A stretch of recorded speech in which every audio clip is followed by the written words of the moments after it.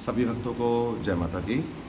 आशा है सभी भक्त प्रसन्न होंगे और सभी भक्तों को अपने पितरों का असीम आशीर्वाद प्राप्त हो रहा होगा, ऐसी हम आशा करते हैं, अभिलाषा करते हैं।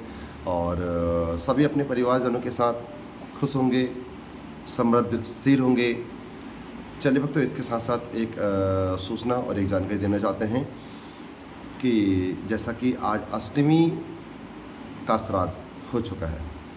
कहा जाता है श्राद्ध पक्ष में जितने भी पितृ होते हैं उनके श्राद्ध की एक भूमिका बनाई गई है। जिन लोगों को अपने पितरों की तिथि या टाइम पता होता है तो वो अपनी तिथि और टाइम के अनुसार श्राद्ध करते हैं, और जिन लोगों को अपनी तिथि पितरों की तिथि का पता नहीं होता है वो अपने पितरों की तिथि अष्टमी के दिन जो है अपने पिता का, दादा का, परदादा का, सभी का श्राद्ध कर सकते हैं। जो व्यक्ति अपने ननिहाल पक्ष में रहते हैं और वो लोग अपनी ननिहाल की भूमि का वर्णन कर रहे हैं तो ऐसे लोगों को अपने ननिहाल पक्षों का भी श्राद्ध करने का अधिकार दिया जाता है।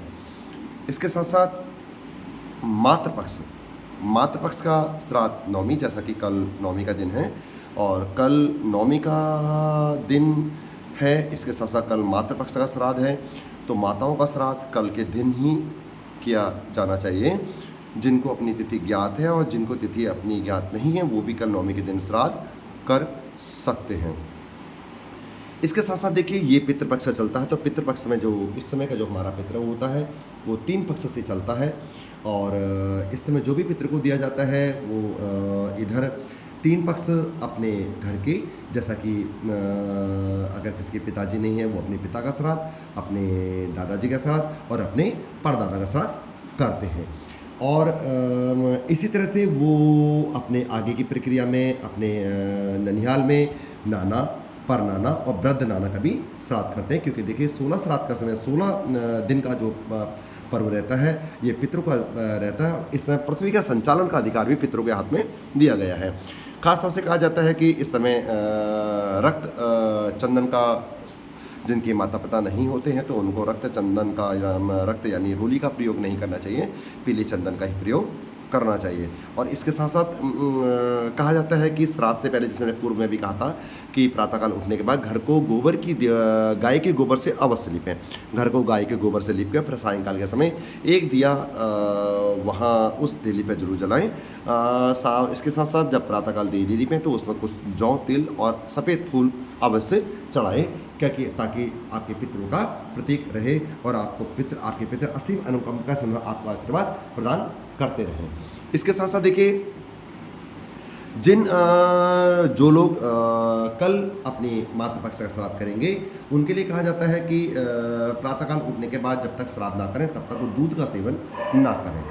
श्राद्ध करने के बाद, श्राद्ध पूर्ण करने के बाद ही वो अपने दूध का सेवन करें। और इसके साथ साथ देखिए, कल का जो श्राद्ध होगा उनका 3 पक्ष तक चलेगा, 3 पीढ़ी इधर चलेगा और 3 पीढ़ी ननिहाल तक चलेगा। तो ऐसे भक्त कल अपने ननिहाल, नाना अगर उनके ननिहाल में भी नानी, परनानी, वृद्धानी नहीं है तो उनको भी श्राद्ध अवश्य दें, क्योंकि वो भी इस समय एक उम्मीद से हमारे तर्पण का, हमारे द्वारा किए गए तर्पण का और हमारे द्वारा किए गए श्राद्ध प्राप्त करने को बैठे हुए रहते हैं। इसके साथ साथ देखिए, कुछ लोगों का सवाल था कि गुरुजी, इन दिनों श्राद्ध पक्ष में अगर किसी की संतान होती है तो क्या संतान हमारे लिए कैसा फल लेकर आती है? तो देखिए, मेरे हिसाब से कहा जाता है अगर हमारे पूर्वज हैं वही हमें आगे को हमें वंश वृद्धि का आशीर्वाद भी प्रदान करते हैं। अगर उनका आशीर्वाद हम पे सदैव बना रहता है और हमेशा उनकी छत्र छाया में हम लोग अगर रहते हैं तो कहा जाता है जो श्राद्ध पक्ष में जिनके घर में संतान का जन्म होता है, चाहे वो कन्या का जन्म हो, चाहे वो कन्या पुत्र का जन्म हो, तो कहा जाता है ऐसे संतान में अपने पूर्वजों का असीम आशीर्वाद रहता है। और वो आज समय जन्म लेने वाले संतान वो अपने अपने पूर्वजों की एक निशानी के रूप में आते हैं और पूर्वजों की असीम अनुकंपा ऐसे पुत्रों पर, ऐसे बच्चों पर बनी रहती है। तो देखिए, अपने अपने मन से गलत व्यथा निकाली गई कि श्राद्ध पक्ष में संतान का जन्म होना उचित नहीं माना जाता, क्योंकि बहुत से लोगों के सवाल थे, इस बारे इनके जवाब है। उन्हें वो लोग ध्यान रखें कि संतान जैसे भी होती है, एक संतान का स्वागत किसी भी पक्ष में, कोई भी पक्ष हो, हंसते हुए करना चाहिए। और जैसा कि वैसे तो मैं ये कहता हूँ कि देखिए बेटे जो हैं भाग्य से होते हैं, बेटियाँ सौभाग्य से होती हैं। और जिस तरह से बेटे के होने में लोग अपनी खुशी ज़ाहिर करते हैं, उसी तरह से बेटी के होने भी खुशी ही ज़ाहिर करनी चाहिए, क्योंकि बेटा तो केवल अपने वंश तक रहता है, लेकिन बेटी 2 परिवार को एक करके चलती है। तो इसलिए देखिए तो सभी लोग ध्यान रखेंगे। कल नवमी का श्राद्ध, नवमी की तिथि का श्राद्ध सभी लोग मन से श्रद्धापूर्वक करेंगे। और जिन बच्चों की माता नहीं है, जिन बच्चों की माताएँ नहीं हैं, वो अपनी माता का श्राद्ध मन से प्रातःकाल स्नान करके, देखिए साबुन वगैरह प्रयोग बिल्कुल नहीं करेंगे। घर की अगर स्त्रियाँ हैं तो अपने केसों को नहीं धोएं, और अगर उनको केसों को धोना है तो कल 2 बजे के बाद या श्राद्ध के 2 बजे के बाद, श्राद्ध पक्ष में 2 बजे के बाद अपने केसों को धो सकते हैं। तो इसलिए बिना साबुन लगाए स्नान करना है, और कल श्राद्ध करने से पहले दूध का सेवन नहीं करना है।